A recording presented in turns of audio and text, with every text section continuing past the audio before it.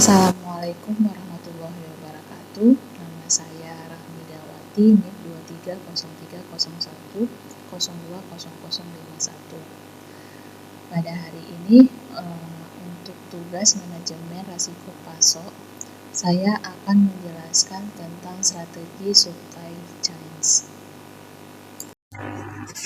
Alasan saya memilih judul ini yaitu yang pertama, topik strategis relevan dan kondisi bisnis saat ini. Seperti strategi supply chain merupakan isu penting dalam dunia bisnis modern, khususnya untuk menghadapi tantangan global seperti krisis logistik, kelangkaan bahan baku, dan perubahan permintaan pasar. Yang kedua, menunjukkan pentingnya perencanaan dalam rencana pasok, seperti dengan strategi yang tepat, perusahaan dapat mengurangi biaya produksi dan distribusi, meningkatkan kecepatan pengiriman dan manajemen kepuasan pelanggan. Yang ketiga yaitu menjawab tantangan globalisasi dan persaingan pasar, seperti perusahaan harus memiliki strategi supply chain yang adaptif agar tetap kompetitif di tengah pasar global yang dinamis. Yang keempat yaitu memiliki nilai praktis dan akademis, seperti topik ini tidak hanya penting secara teori, tetapi juga dapat langsung diterapkan dalam dunia nyata, terutama dalam perencanaan logistik, produksi, dan pengelolaan investasi. Pada slide selanjutnya, saya akan menjelaskan tentang pendahuluan.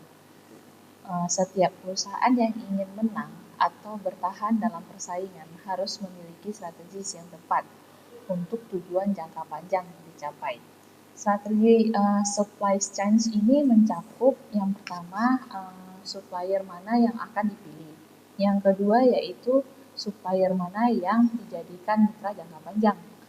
Yang ketiga yaitu letak lokasi gudang dan pusat distribusi. Yang keempat, melakukan kegiatan logistik sendiri atau diserahkan ke pihak ketiga. Oke, pada slide ini saya akan menjelaskan tentang definisi strategi supply chain, di mana kumpulan kegiatan dan aksi strategis di sepanjang rantai aliran supply pasok atau supply chain yang menciptakan rekonsiliasi antara yang dibutuhkan pelanggan akhir dan kemampuan sumber daya yang ada pada supply chain tersebut. Dan pada slide selanjutnya yaitu setelah definisi strategi supply, pada slide ini saya akan menjelaskan tentang tujuan strategis SCM.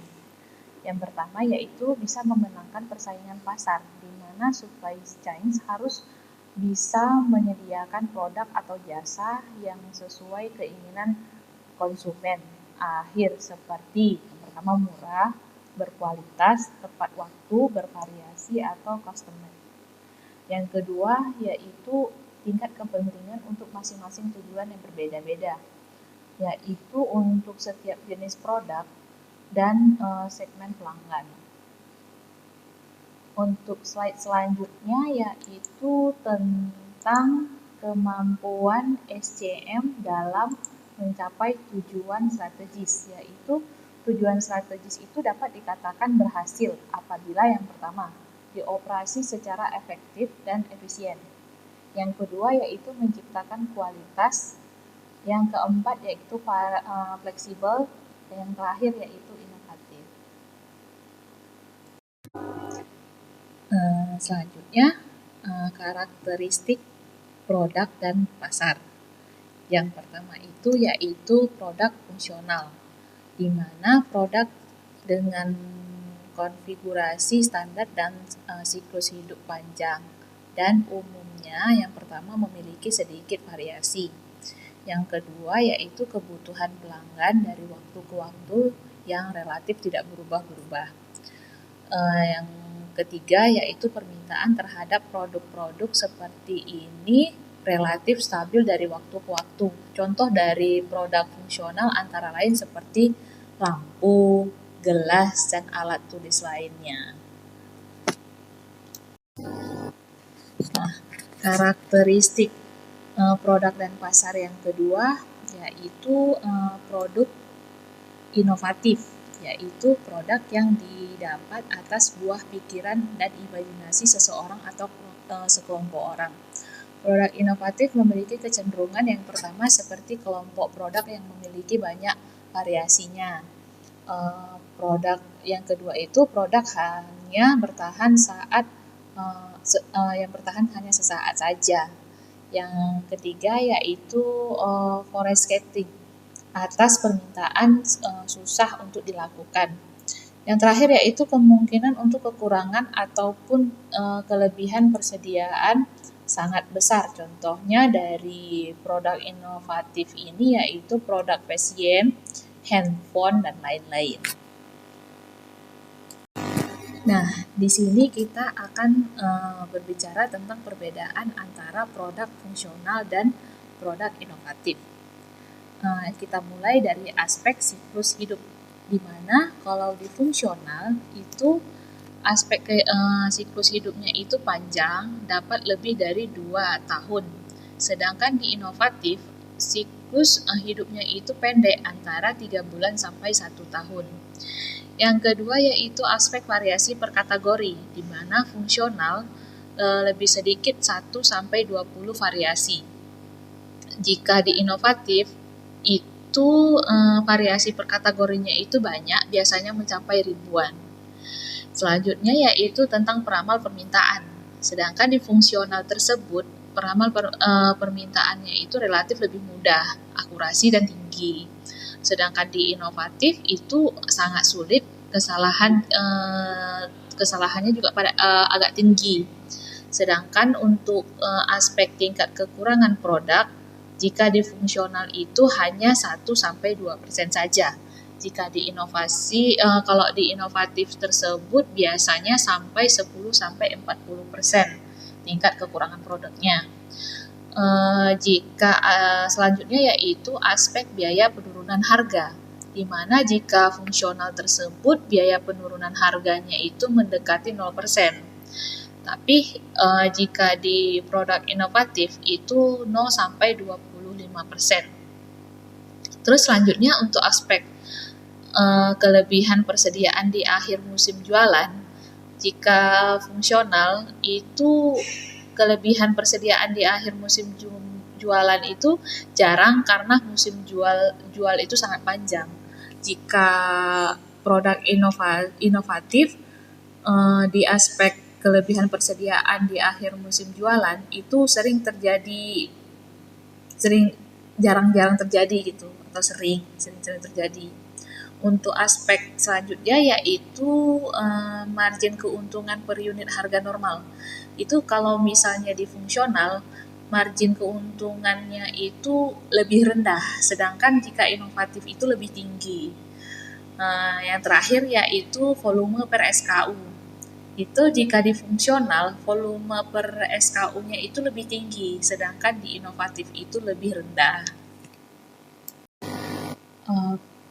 Setelah menjelaskan tentang perbedaan antara produk fungsional dan inovatif, sekarang saya akan menjelaskan tentang strategi supply chains. Itu efisien atau responsif, di mana menciptakan kesesuaian antara karakteristik produk atau pasar dengan strategi supply chain ini sangatlah penting. Kesesuaian ini disebut juga sebagai strategi fit, akan menyebabkan supply chain bertahan atau unggul di pasaran. Area strategic fit ini adalah daerah di mana terjadi kesesuaian antara karakteristik produk atau pasar yang dengan strategi supply chains. Itu terlihat bahwa strategi efisien cocok untuk produk fungsional, sedangkan strategi responsif itu cocok untuk produk inovatif.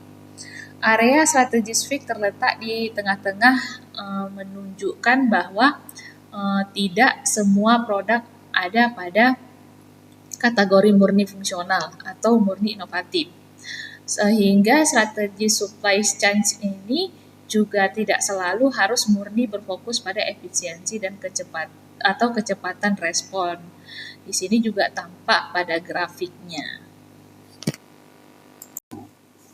Oke, Selanjutnya yaitu slide tentang kesesuaian antara strategi supply chain dengan kebijakan taktis, di mana komponen keputusan taktis untuk mendukung strategi supply chain yaitu yang pertama lokasi fasilitas, sistem produksi, persediaan, transport, pasokan, dan pengembangan produk. Nah, di sini saya akan menjelaskan tentang kesesuaian antara strategi supply chain dengan kebijakan taktis, di mana telah saya jelaskan dari pada slide sebelumnya, yaitu yang pertama tentang logika fasilitas, sistem produksi, persediaan, transportasi, pasokan, dan pengembangan produk.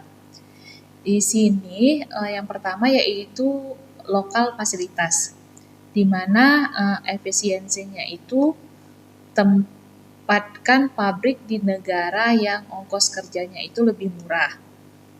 Responsifnya itu cari lokasi yang dekat dengan pabrik, punya akses tenaga terampil, teknologi yang memadai.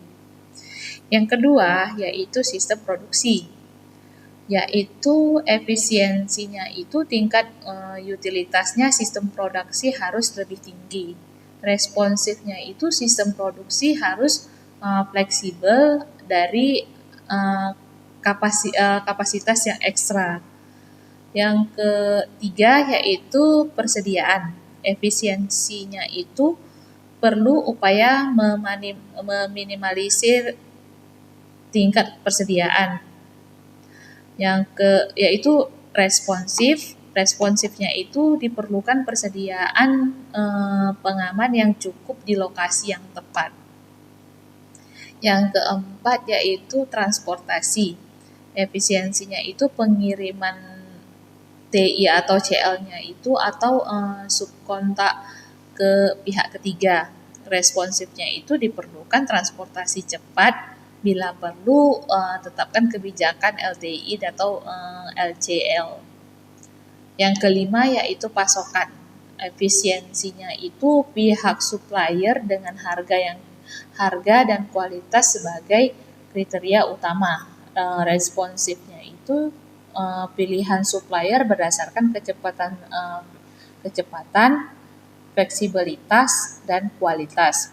Yang terakhir yaitu pengembangan produk, di mana efisiensinya itu fokus ke meminimalisir ongkos, sedangkan responsifnya itu menggunakan modular desain yang tunda diferensiasi produk sebisa mungkin. Mungkin hanya ini yang bisa saya sampaikan tentang tugas saya hari ini. Lebih dan kurang saya mohon maaf. Wabillahi taufiq wal hidayah. Assalamualaikum.